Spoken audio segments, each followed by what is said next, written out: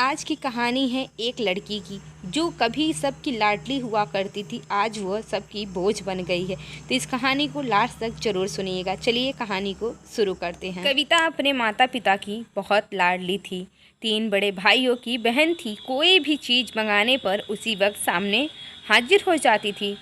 पूरे घर में रौब था उसका। पूरे परिवार और नौकरों पर राजकुमारी की तरह हुक्म चलाती थी कविता।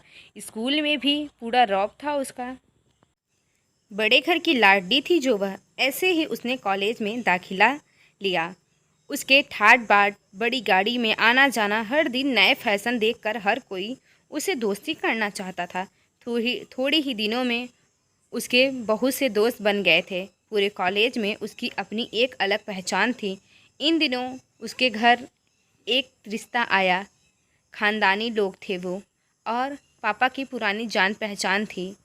उसके साथ कविता के साथ कोई ज़बरदस्ती नहीं थी, पर कविता ने फिर भी हाँ कर दी क्योंकि वह अपने परिवार से बहुत प्यार करती थी। वह जानती थी कि वह लोग उसका अच्छा ही सोचेंगे। लड़के का नाम राज था। राज काफ़ी पढ़ा लिखा और समझदार लड़का था। ससुराल वाले भी बहुत अच्छे थे। ससुराल में कविता की जगह वैसी ही थी जैसे मायके में। कोई भी कार्य कविता की सलाह के बिना नहीं होता था। सबकी लाडली बहू बन गई थी वह। फिर उसके घर एक बेटे का जन्म हुआ। राहुल कविता को जान से प्यारा था। पोता पाकर ससुराल वाले तो फूले नहीं समाते थे। कविता कभी कभी सोचती कि उसकी किस्मत कितनी अच्छी है। उसका हर अपना उसे कितना प्यार करता है। चाहे जीवन में कैसा भी समय आए, मेरे अपने हमेशा मेरे साथ हैं। मैं कभी अकेली नहीं हो सकती। कितनी खुशकिस्मत हूँ मैं। पर शायद कविता की खुशियों को उसकी ही नज़र लग गई थी। एक दिन वह मायके जाने की जिद कर बैठी। राज को बहुत काम था, लेकिन वह फिर भी उसे ले गया। रास्ते में उसकी गाड़ी अन्य गाड़ी से टकरा गई। कविता, राज और राहुल बहुत बुरी तरह से जख्मी हो गए। काफ़ी दिनों इलाज के बाद राज और राहुल तो ठीक हो गए, लेकिन कविता पूरी तरह ठीक न हो सकी। सर पर चोट लगने के कारण वह अपनी आंखों की रोशनी खो बैठी। अब कविता की किस्मत जैसी उल्टे पांव चलने लगी थी। मायके वाले कुछ दिनों तक उसे मिलने आते रहे, फिर कभी कभार फ़ोन भी करते और पूछ लेते अब कैसी हो। धीरे धीरे ये सिलसिला भी कम होने लगा। ससुराल वालों की अब सहानुभूति भी कम होने लगी। घर में किसी को पास बैठने के लिए कहती तो जवाब मिलता, बहुत काम है, अब तुम भी हाथ नहीं बटा सकती। एक दिन कविता के हाथ से कुछ सामान गिर गया, जिसकी वजह से राहुल को हल्की सी चोट आ गई। कविता के सास ससुर ने राहुल को उससे अलग कर दिया कि कहीं उसके न देखने की वजह से बच्चे का कोई नुकसान न हो जाए। कविता अंदर से टूट चुकी थी। एक दिन उसने सबके सामने मायके जाने की इच्छा रखी तो राज उसे तुरंत मायके छोड़ने आया, जैसे कि वह भी नहीं चाहता था। लेकिन राहुल को उसके साथ नहीं भेजा गया। कविता कभी राहुल से दूर नहीं रहती थी, पर अपनी कमी के कारण उसे ज़्यादा बहस नहीं की।